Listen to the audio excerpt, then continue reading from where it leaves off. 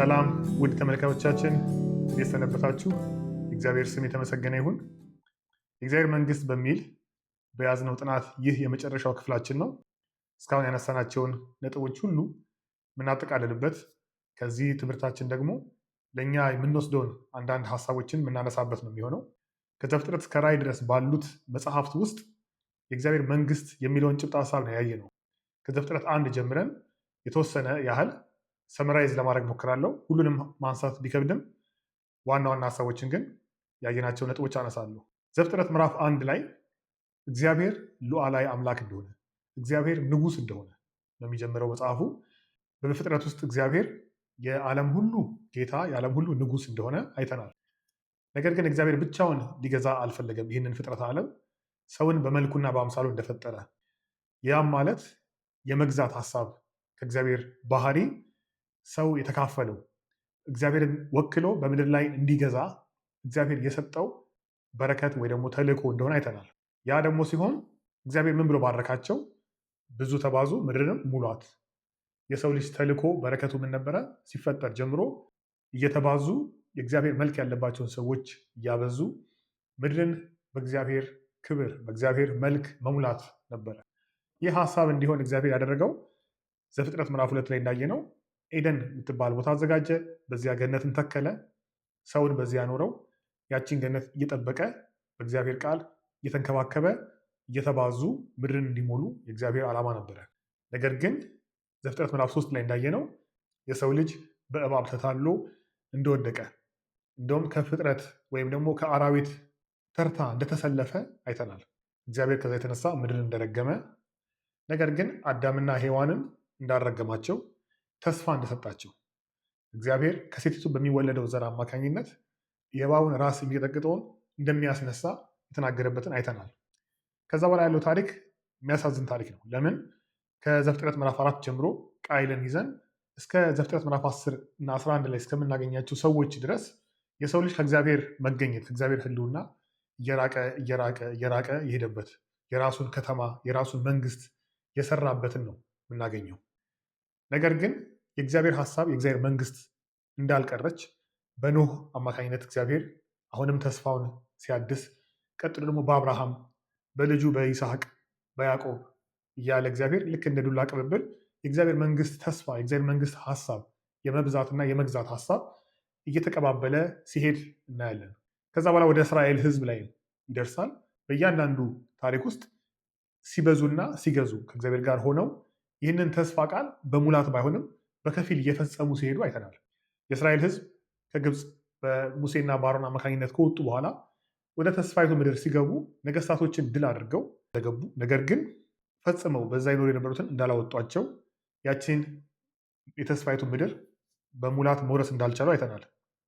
እግዚአብሔር በዛ ባሉበት ጊዜ ንጉስ እንደሰጣቸው፣ ንጉስ ዳዊት በእግዚአብሔር ታስቦ የተሾመ እንደሆነና እግዚአብሔር በሱ ደግሞ አማካኝነት እና በሱ ልጆች አማካኝነት ዙፋኑ ለዘላለም እንደሚጸና እግዚአብሔር ኪዳን ይገባለታል።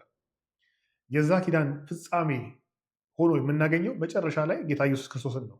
የዳዊት ልጆች በተራ በተራ እየነገሱ ቢቀጥሉም ነገር ግን በእግዚአብሔር ሀሳብ መሄድ ስላልቻሉ መጨረሻ ላይ ለምርኮ ታልፎ እንደሰጡና እግዚአብሔር በምርኮ ውስጥ ራሱ የክርስቶስን መምጣት የዚህ መሲህ የዚህ የዳዊት ልጅ ንጉስ መምጣት የተናገረበትን የተለያዩ የነቢያትን ትንቢቶች አይተናል። ይህ የተነገረለት የሚመጣው ንጉስ ያለውን ባህሪ በነቢያት ውስጥ ስንመለከት አንድ መለኮታዊ ባህሪ እንዳለው፣ ሁለት መከራ የሚቀበል አገልጋይ እንደሆነ፣ ሶስት ደግሞ በዳንኤል መጽሐፍ ውስጥ በተደጋጋሚ እንዳየነው ከእግዚአብሔር ስልጣንና ክብርን መንግስትን የሚቀበል የሰው ልጅ እንደሆነ የተናገሩትን አይተናል። እነዚህን ነጥቦች ይዘን ነው ወደ ጌታ ኢየሱስ ክርስቶስ ውልደት፣ አገልግሎት፣ ሞትና ትንሣኤ፣ እርገት ይሄድ ነው። እንግዲህ በጌታ በኢየሱስ ክርስቶስ ውልደት ጀምሮ እነዚህ ተስፋ ቃሎች መፈጸም እንደጀመሩ እግዚአብሔር የተናገራቸውን ነገሮች በሙሉ ጌታ ኢየሱስ ክርስቶስ በምድር ላይ በኖረበት ህይወት እየፈጸማቸው እንደሄደ አይተናል። እነዚህ ደግሞ በዋናነት ቀጥተኛ የሆኑ ትንቢቶች ብቻ ሳይሆኑ ተዘዋዋሪ ትንቢቶች፣ በእግዚአብሔር ህዝብ የተደረጉ ነገሮች ጌታ ኢየሱስ ክርስቶስ አሁን ሙሉ እያደረጋቸው፣ በከፊል የተነኩ የተፈጸሙትን ጌታ ኢየሱስ ክርስቶስ በሙላት እየፈጸማቸው እንደሄደ አይተናል። ለምሳሌ አዳምና ሔዋን ተፈትነው በወደቁበት፣ አዳምና ሔዋን ተልኳቸውን ባልፈጸሙበት ጌታ ኢየሱስ ክርስቶስ ተፈትኖ ሲያሸንፍ እውነተኛው አዳም እሱ እንደሆነ ራሱን ሲያሳይ አይተናል። ቀጥለን ደግሞ እስራኤልም በምድረ በዳ ተፈትና በወደቀችበት ጌታ ኢየሱስ ክርስቶስ በዛው መንገድ እያለፈ እውነተኛው እስራኤል እሱ እንደሆነ ሲፈጽመው አይተናል። ከዛም ባለፈ የአብርሃምን ተስፋ ቃል አሕዛብ ሁሉ በዘር ይባረካሉ የተባለውን የተለያዩ አሕዛቦች በጌታ በኢየሱስ ክርስቶስ አገልግሎት እንደተጠቀሙ ወደ እሱ ሲመጡና እሱን ሲፈልጉ አይተናል። ይሄ ሁሉ የእግዚአብሔር ተስፋ ቃል ሁሉ ፍጻሜ ያገኘበት እንደሆነ አሁን ምንም እግዚአብሔር ከተናገረውና ካሰበው ነገር የወደቀ ነገር እንደሌለ በክርስቶስ እንደተፈጸመው አይተናል። ጌታ ኢየሱስ ክርስቶስ በመጣ ጊዜ የእግዚአብሔር መንግስት ይዞ እንደመጣና የእግዚአብሔር መንግስት እንደጀመረች በታምራቱ በፈውሱ ተመልክተናል። ነገር ግን ይቺ መንግስት በመጣችና በጀመረች ጊዜ ሐዋርያቶቹም ቢሆኑ መጥምቁ ዮሐንስም ፈሪሳውያንም ከጠበቁት ፍጹም የተለየ ነበረ። እግዚአብሔር ፍርዱንና በረከቱን በብሉይ ኪዳን እንደሚያደርግ የተናገረበት ዘመን አሁን ጌታ ሲመጣ የጀመረው በበረከቱ እንደነበረ ያደረጋቸው ታምራትና ፈውስ የእግዚአብሔር በረከት እንደመጣ፣ ፍርዱ ግን ወደፊት ሊመጣ እንዳለው እግዚአብሔር በሁለቱ መካከል ክፍተት እንዳደረገ የሚያሳይ ነው። ስለዚህ የእግዚአብሔር መንግስት በክርስቶስ ኢየሱስ መምጣት ጀምራለች። በሞቱና በትንሣኤው ጀምራለች። የእግዚአብሔር ተስፋ ቃል ሁሉ ፍጻሜነትን በሱ አግኝቷል። ነገር ግን የእግዚአብሔር መንግስት ደግሞ በሙላት የምትመጣበት የወደፊት ጊዜ እንዳለ በዛው በወንጌላት ውስጥ የተነገሩትን አይተናል። ቀጥለን ጌታ ኢየሱስ ክርስቶስ ወደ እግዚአብሔር ካረገ በኋላ በእግዚአብሔር ቀኝ ከተቀመጠ በኋላ ስልጣንን ሁሉ በዳንኤል መጽሐፍ እንደተነገረው የሰው ልጅ ከእግዚአብሔር ከተቀበለ በኋላ መንፈስ ቅዱስን እንዳፈሰሰ በመንፈስ ቅዱስ መምጣት ቤተክርስቲያን ከአይሁድ፣ ከሰማሪያ ሰዎች፣ ከአሕዛብ ሁሉ የተዋቀረች እና እንደተመሰረተች አይተናል። ቤተክርስቲያን ከተመሰረተች በኋላ እንዴት ሊኖሩ እንደሚገባ ደግሞ ሐዋርያቶቹ በተለያየ መልእክቶቻቸው ውስጥ የጻፉትን ተመልክተናል። ይህም በዋናነት ጌታ ኢየሱስ ክርስቶስ የበኩር የእግዚአብሔር ልጅ እንደሆነ ቤተክርስቲያንም ቅዱሳንም ኢየሱስን እየመሰሉ ወደ እሱ መልክ ዕለት ዕለት እየታደሱ እንዲኖሩ የታዘዙት ነው። ያ ብቻ አይደለም። ጌታ ኢየሱስ ክርስቶስ ተልእኮ ስለሰጣቸው ቅዱሳን ወይም እቺ ቤተክርስቲያን የክርስቶስን ተልእኮ ማለትም አዳምና ሔዋን የተሰጣቸውን ያንን የእግዚአብሔር መንግስት የማስፋትን ተልእኮ ይዘው እንደሄዱ አይተናል። ይህን በሚያደርጉበት ጊዜ ግን ሁሉ አልጋ ባልጋ አልነበረም። ራሱ ኢየሱስ ክርስቶስ ነፍሱን አሳልፎ ሰጥቶ በሞቱና በትንሣኤው ቤተክርስቲያንን እንደወለዳት እንዲሁ ይህ ተልእኮ የሚቀጥልበት መንገድ በመከራ እንደሚሆን ይናገራል። ነገር ግን ምንም እንኳን የጠላት ኃይል ቤተክርስቲያንን ቢቃወማትም ይህንን ተልእኮ እንዳትፈጽም ቢገዳደራትም በክርስቶስ ስልጣንና በመንፈስ ቅዱስ ኃይል አማካኝነት ቤተክርስቲያን ይህን ተልእኮዋን መፈጸም እንደምትችል ይናገራል። ስለዚህ አሁን ላለን ቅዱሳን መልእክቱ ምንድን ነው? የእግዚአብሔር መንግስት የማስፋት ተልእኮ በእጃችን ላይ እንደወደቀ ያንን በምንፈጽምበት ጊዜ እስከ ዓለም ዳር ድረስ ለዓለም ሕዝብ ሁሉ ወንጌልን በምንናገርበት ጊዜ ሁሉ በሰማበት ጊዜ መጨረሻው እንደሚሆን ይናገራል። ከዚህ ጋር በተያያዘ የእግዚአብሔር መንግስት እንድትመጣ እየናፈቅን ህይወታችንን በዚያ መንገድ እያደረግን መንግስት ትምጣ እያልን እየጸለይንና መንግስቱን እና ጽድቁን በህይወታችን ቀዳማ እያደረግን እንድንኖር ከታዘዝን የጌታ ኢየሱስ ክርስቶስ መምጣት ከናፈቅን ልናደርገው የሚገባን በእጃችን ላይ ያለው ተልእኮ ምንድን ነው? ይህንን ወንጌል እስከ ምድር ዳር ድረስ ማድረስ ነው። ሁሉ ላያምኑ ይችላሉ፣ ነገር ግን ሁሉ ሊሰሙ ይገባል። ሁሉ በሰሙ ጊዜ የእግዚአብሔር መንግስት ሙላት ፍጻሜ እንደሚሆን ቃሉ ይናገራል። ሌላው ከጥናታችን ጋር አብረን ያነሳነው ነጥብ ምንድን ነው? ቤተክርስቲያን ያለችበት ዘመን ኦልሬዲ እግዚአብሔር መንግስት መጥቷል፣ ገና ደግሞ በሙላት ትመጣለች በሚሉት በእነዚህ በሁለት መካከል እንደሆነ አይተናል። ስለዚህ የምንኖረው ኑሮ በዚህ የተቃኘ ነው። ምን እያሰብን ነው? መንግስቱ በሙላት እንደምትመጣ እያሰብን ደግሞ አት ሴም ታይም የእግዚአብሔር መንግስት ኦልሬዲ መጥታለች። ቤተክርስቲያን በምድር ላይ የእግዚአብሔር መንግስት ጅማሬ ናት፣ አዲሷ እስራኤል ናት የሚለውን እያሰብን እንድንመላለስ የሚያስተምረን ነው። የእግዚአብሔር መንግስት በሙላት እንዳልመጣች ማወቃችን ከምን አይነት ስህተት ይጠብቀናል? ያን ጊዜ ሊሆኑ የተነገሩ ተስፋዎች፣ ሞት፣ መከራ፣ ጭንቀት፣ ህመም ሁሉ እንደሚቀሩ የተነገሩ ተስፋዎች አሁን እንደሆኑ አስበን እንዳንኖር ያደርገናል። አሁን የእግዚአብሔር መንግስት የጠበቀን በስጋችን ውስጥ የምንቃትትበት የስጋችንን ቤዛነት የምንጠብቅበት ነገሮችን ሁሉ እግዚአብሔር የሚያድስበት አዲስ ሰማይና አዲስ ምድር የሚመጣበትን ጊዜ እየጠበቅን የምንኖርበት ነው እንጂ አሁን ሁሉ የተፈታበት ጊዜ እንዳልሆነ መንግስቱ ገና እንዳልመጣች ይህንን በማሰብ ውስጥ ከእንደዚህ አይነት ስህተት እንጠበቃለን ማለት ነው። ጌታ ኢየሱስ ክርስቶስን ባመነን ጊዜ ወደ እግዚአብሔር መንግስት ገብተናል። እግዚአብሔር አዲስ ፍጥረት አድርጎናል።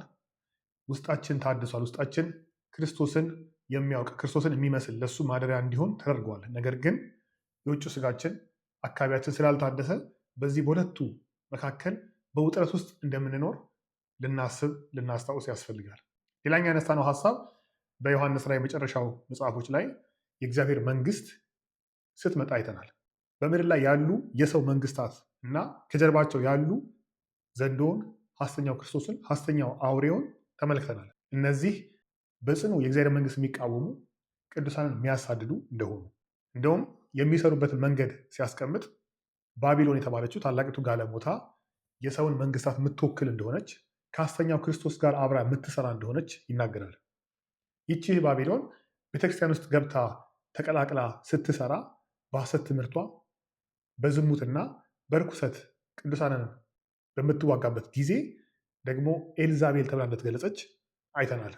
ስለዚህ ቅዱሳን ይህንን እያወቁ በዓለም ውስጥ የሚሰራውን ፖለቲካውን፣ ኢኮኖሚውን፣ ሃይማኖታዊ ሲስተሙን የያዘውን የወደቀውን የሰውን ሲስተም ከሴጣን ጋር የተባበረውን የሰውን ሲስተም በማወቅና በመረዳት ከዚህ እየተጠበቀን መጨረሻዋ ጥፋት እንደሆነ ጌታ ኢየሱስ ክርስቶስ ሲገለጥ ፍጹም እንደሚያጠፋት እያሰብን እንድንኖር ያስፈልገናል። የእነዚህን መንግስታት ፍጻሜ ስናይ ክርስቶስና ከእሱ ጋር የሚመጡ የታመኑ ቅዱሳን ፈጽሞ እንደሚያሸንፏቸው መጨረሻቸው ጥፋት እንደሚሆን የእግዚአብሔር መንግስት ብቻዋን እንደምትገዛ ብቻዋን እንደምትሰፋ በራእይ መጽሐፍ ውስጥ አይተናል። ጌታ ኢየሱስ ክርስቶስ ሲገለጥ ዘንዶም ሐሰተኛው ክርስቶስም ሐሰተኛው ነቢይም ወደ እሳት ባህር እንደሚጣሉ ከእነሱ ጋር የተባበሩ ሁሉ አብረው እነሱም መጨረሻቸው ከእነሱ ጋር እንደሚሆን ይናገራል። ከዚህ የተነሳ ተስፋችንን በየትኛውም የሰው መንግስት ላይ እንዳናደርግ አንደኛው የምንማረው ትምህርት ነው። ምን ማለት ነው? በምድር ላይ ያሉ የትኛዎቹም መንግስታት ምንም እንኳን መልካም ቢሆኑ መጽሐፍ ቅዱሳዊ እንኳን የሚመስሉ ቢሆኑ ወይ ደግሞ የእግዚአብሔር መልክ ያላቸው በክርስትና ስም ያሉ እንኳን ቢሆኑ ተስፋችን እነሱ ላይ እንዳንጥል ከነሱ ጋር ከመስራት ባለፈ ለሰው ልጅ ችግር መፍትሄ እንደሚያመጡ ልናስባቸው እንደማይገባ ነው ያየነው። ለምን? ተስፋው ያለው በክርስቶስ መንግስት መምጣት ነው እንጂ በሰው መንግስት ውስጥ አይደለም። ለዛ ነው የእግዚአብሔር መንግስትና የሰው መንግስት ይለያያሉ ብለን ሲጀመር ይህንን አስቀምጠን የተነሳ ነው። ከታሪክ እንኳን ብንማር የቀደመችው ቤተክርስቲያን የሮም መንግስት ቅዱሳንን ሲያሳድድ ከቆየ በኋላ መጨረሻ ላይ ጌታ ኢየሱስ ክርስቶስን ተቀብለው የሮም መንግስት ራሱ ክርስቲያን ሆኖ ሲቀየር እናያለን። ነገር ግን ይህ በሆነ ጊዜ ቤተክርስቲያን ከመሰደድ ወጥታ አሁን ወደ ቤተ መንግስት ስትገባ ቅዱሳን ከሮም ንጉስ ከቆንስታንታይን ጋር አብረው ሲገዙና ከዛ የተነሳ ቤተክርስቲያን ወይ ደግሞ የእግዚአብሔር መንግስት ከሰው መንግስት ጋር ተያይዛና ተሳስራ ለከፋ ችግር ስትጋለጥ እናያለን። ሁልጊዜም ቢሆን ቅዱሳን ሊያውቁ የሚገቡት ነገር የእግዚአብሔር መንግስት ከሰው መንግስት ይለያል። የትኛውም ያህል ክርስቲያናዊ ቢሆን የትኛውም ያህል መልካም ቢሆን የሰው መንግስት አሁንም የሚጠፋ ነው። መጨረሻ ላይ የሚጸናው የክርስቶስ መንግስት ብቻ ነው። ስለዚህ ተስፋችንን በሰው መንግስት ላይ እንዳናደርግ እስካሁን ያየነው ነገር በሙሉ ይህንን ያስተምረናል። ቀጥሎ ሌላው የምናየው ነገር ደግሞ እቺ አዲሱ ኢየሩሳሌም ከእግዚአብሔር ዘንድ ስትወርድ ይናገራል። ይህ ደግሞ የተስፋችንን ሌላኛውን ገጽታ የሚያሳየን ነው። የእኛ ወደ ጌታ መሄድ ሳይሆን የእግዚአብሔር መንግስት ወደ እኛ መምጣት ነው ተስፋችን።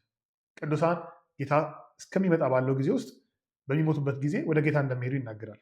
ይህ ሐዋርያ ጳውሎስ እንዳለው በምድር ከመኖር እጅግ የሚሻል የሚበልጥ ነው። ነገር ግን ተስፋችን አሁንም እሱ ላይ አይደለም ያለው። እግዚአብሔር ዘፍጥረት ላይ የጀመረበት ሀሳቡ ከሰው ጋር መኖሩ የእግዚአብሔር መንግስት ሰፍታ ዓለምን ሁሉ መውረሷ ይህ ነው ትልቁ ተስፋ። የእግዚአብሔር መንግስት ወደ ምድር መምጣት እግዚአብሔር ሰማይና ምድርን አድሶ ከህዝቡ ጋር የሚኖርበትን ነው እየተመኘን በዚህ እየናፈቅን እንድንኖር የእግዚአብሔር ቃል የሚያስተምረን። ይህን ሁሉ በጨረሰን ጊዜ የተነሳንበትን ነጥብ ላስታውሳችሁ። የእግዚአብሔር መንግስት የሚለውን ጥናታችንን ስንጀምር ምን ነበር ያልነው? የእግዚአብሔር ቃል አንድ ወጥ የሆነ የእግዚአብሔር ታሪክ ነው፣ አንድ ወጥ የሆነ ሀሳብ ነው ብለን የተነሳ ነው። ይህንን ለማሳየት እንደ ምሳሌ የእግዚአብሔር መንግስት የሚለውን ጭብጥ ሀሳብ ከዘፍጥረት እስከ ራዕይ ድረስ ማየት ጀመርን ማለት ነው። ስለዚህ አሁንም በስተመጨረሻ የምናየው ነገር ምንድን ነው? የእግዚአብሔር ቃል ወጥ የሆነ ሀሳብ ነው። ከዘፍጥረት የተጀመረው የእግዚአብሔር ዓላማ እንዳልተለወጠ እንዳልተጣለ፣ ነገር ግን በአማረ ሁኔታ በተሻለ ሁኔታ ፍጻሜን እንዳገኘ ነው ያየ ነው። እግዚአብሔር የጀመረውን ሀሳብ ቀድሞ ያየውን ነገር እንዳልተወ የእግዚአብሔር ሀሳብ ይፈጸማል እንጂ አይቀርም የሚለውን አይተናል። ስለዚህ መጽሐፍ ቅዱስን የሚያስተሳስር እንደሆነ በውስጡ ያሉት መጽሐፎች፣ ታሪኮች፣ ንግግሮች ሁሉ ተያይዘው ይህንን አንድ ሀሳብ የሚመግቡ እንደሆነ ነው ያየ ነው። ያ ማለት መጽሐፍ ቅዱስ ውስጥ ሌላ ሀሳቦች የሉም፣ ሁሉ ነገር የሚያወራው ስለ እግዚአብሔር መንግስት ነው ማለት አይደለም። የተለያዩ ሀሳቦች አሉ፣ የተለያዩ ንግግሮች አሉ። ግን በዋናነት ዓላማቸው ተያይዘው የእግዚአብሔር መንግስት የሚለውን ሀሳብ መደገፍ ነው። ስንጀምር እንደተናገር ነው የእግዚአብሔርን ቃል የሚያያይዙ ጭብጥ ሀሳቦች የእግዚአብሔር መንግስት ብቻ አይደለም፣ ሌሎችም አሉ። ዋና ዋና የሆኑ አዲስ ፍጥረት፣ ቤተ መቅደስ የሚሉ እነዚህን እግዚአብሔር ቢፈቅድ አንድ በአንድ ለማየት እንሞክራለን። አሁን ያደረግነው ነገር ምንድን ነው የሚጠቅመን? ወጣ ብለን ትልቁን ስዕል እንድናይ ነው ያደረገን። ስለዚህ ከዚህ በኋላ የምናነባቸውን ክፍሎች፣ የምናጠናቸውን መጽሐፎች፣ የምናስተምራቸውን ሁሉ በዚህ በትልቁ ምስል ውስጥ እንዳሉና ከዚህ ጋር የተያዙ እንደሆኑ ከዚህ የማይወጡ እንደሆኑ ነው የምናየው። ሌላ ምሳሌ ብንወስድ አውሮፕላን በሚበርበት ጊዜ መንገዱን እንዳይስት በቀኝና በግራ የሚበሩ መብራቶች አሉ። ልክ እንደ ጋርድ ሬል የሆኑ ጠቋሚዎች ናቸው። ዛሬም ያየነው የእግዚአብሔር መንግስት የሚለው ጭብጥ ሀሳብ ምንድን ነው የሚያደርገው? የእግዚአብሔርን ቃል ስናጠና ስናሰላስል የምናነሳቸው የምናያቸው ነጥቦች አሉ። ግን የፈለግነውን ትርጉም እንዳንሰጣቸውና የስሐተ ትርጉም እንዳይዙ ይሄ የእግዚአብሔር መንግስት የሚለው ሀሳብ ጋርድ ያደርጋቸዋል ማለት ነው። እንግዲህ በዚህ ሁሉ ጥናታችን ውስጥ ይህንን ጭብጥ ሀሳብ ለመረዳት አንደኛው ይህ ጥናት የጠየቀን ነገር ምንድን ነው? ትዕግስት ነው። ከጅማሬው ጀምሮ እስካሁን ድረስ አብራችሁ ለነበራችሁ ሁሉ በዚህ አጋጣሚ እግዚአብሔር ይባረካችሁ ማለት ፈልጋለሁ። ለምን? የራሳችን ጥያቄዎች አሉ። እርግጠኛ ነኝ በእያንዳንዱ ክፍል ውስጥ የተፈጠሩባችሁ ብዙ ጥያቄዎች ይኖራሉ። ግን እሱም ወደ ጎን አድርገን እግዚአብሔር ቃል እስቲ ምንድን ነው የሚለኝ? እስቲ ላስጨርሰው፣ እግዚአብሔር መጀመሪያ ይናገር፣ እኔ ቀጥሎ እናገራለሁ በሚል ከዘፍጥረት እስከ ራዕይ ድረስ እግዚአብሔር የሚናገረውን ለመስማት ትዕግስትን ጠይቆናል። በዚህ ሁሉ ታግሳችሁ በዚህ ጉዞ ደግሞ አብራችሁ ለነበራችሁ እግዚአብሔር ይባርካችሁ በድጋሚ ማለት ፈልጋለሁ። ለወደፊቱም የሚያስተማረን ነገር ምንድን ነው? መጀመሪያ እግዚአብሔር ይናገር፣ የእግዚአብሔር ቃል የሚለውን መስማት፣ ከዛ በኋላ የእኛ ጥያቄዎች የሚመለሱበትን ፍሬምወርክ እናገኛለን። ይህ የእግዚአብሔር መንግስት የሚለው ጥናታችን ያሳየን ነገር ቢኖር እሱም የእግዚአብሔርን ጥልቅ የሆነ ዓላማና ሀሳብ ወደ እግዚአብሔር ልብ ወደ እግዚአብሔር ሀሳብ ነው የወሰደን። ይህ ሀሳቡ ምንድን ነው? በኤፌሶን መልእክት ምዕራፍ 1 ቁጥር 10 ላይ ሐዋርያ ጳውሎስ እንደሚለው በዘመን ፍጻሜ ይደረግ ዘንድ ያለው ሀሳቡ በሰማይና በምድር ያለውን ሁሉ በክርስቶስ ለመጠቅለል ነው ይላል። እግዚአብሔር በዘመን ፍጻሜ ሊያደርግ ሀሳቡ ምንድን ነው? በክርስቶስ ስር ሁሉም መጠቅለል። በዮሐንስ ራዕይ መጨረሻ ላይ እንዳየነው የእግዚአብሔር መንግስት በክርስቶስ ስትገለጥ ሁሉን ትገዛለች፣ ሁሉን ታሸንፋለች፣ ብቻዋን ትነግሳለች የሚለውን ነው። ይሄ ነው የእግዚአብሔር የልቡ ሀሳብ፣ ይሄ ነው የእግዚአብሔር ፈቃድ። ስለዚህ ይህን እንድናጠና ነው ያደረገን። በመጨረሻም ሐዋርያ ጳውሎስ በሮሜ መልእክቱ በምዕራፍ 9 10 11 ውስጥ ስለ እስራኤል መዳን ከአሕዛብ ጋር ያለውን ግንኙነት የእግዚአብሔርን ድንቅ አሰራር ከተናገረ በኋላ በዘጋበት ክፍል እንድናጠቃልል ነው የማስበው። ይህንን በሮሜ ምዕራፍ 11 ቁጥር 33 እስከ 36 ባለው ውስጥ እናገኘዋለን። እንደዚህ ይላል፣ የእግዚአብሔር ባለጠግነትና ጥበብ እውቀቱም እንዴት ጥልቅ ነው! ፍርዱ እንዴት የማይመረመር ነው! ለመንገዱም ፍለጋ የለውም። የጌታን ልብ ያወቀው ማን ነው? ወይስ አማካሪው ማን ነበረ? ወይስ ብድራቱን ይመልስ ዘንድ ለእርሱ አስቀድሞ የሰጠው ማን ነው? ሁሉ ከእርሱና በእርሱ ለእርሱም ነውና ለእርሱ ለዘላለም ክብር ይሁን፣ አሜን። በዚህ ሁሉ ጥናታችን ውስጥ ያስተማረን የረዳን ፈቃዱን እንድናውቅ ያገዘን እግዚአብሔር ስለሆነ ይህ ክፍል እንደሚለው ክብር ሁሉ ለእግዚአብሔር ይሁን። ይህንን ጥናት ስንጀምር በእያንዳንዱ ክፍል ላይ የሚጠይቁ ጥያቄዎችን ሰብስበን መጨረሻ ላይ የምንመልስበትን ጊዜ እናዘጋጃለን ብለን ነበረ። ግን እንዳየነው ጥያቄዎች አልተጠየቁም፣ ብዙ ጥያቄዎች አላገኘንም። በኮሜንት ሴክሽን የተጠየቁትን እዛው መልሰናል። ስለዚህ ያ ክፍል አይኖረንም። እስካሁን በነበረን በዚህ ጥናት እንደተጠቀማችሁ ተስፋ አደርጋለሁ። እግዚአብሔር ፈቅዶ በሌላ ርዕስ እስከምንገናኝ ድረስ እግዚአብሔር ጸጋና ሰላም ከእናንተ ጋር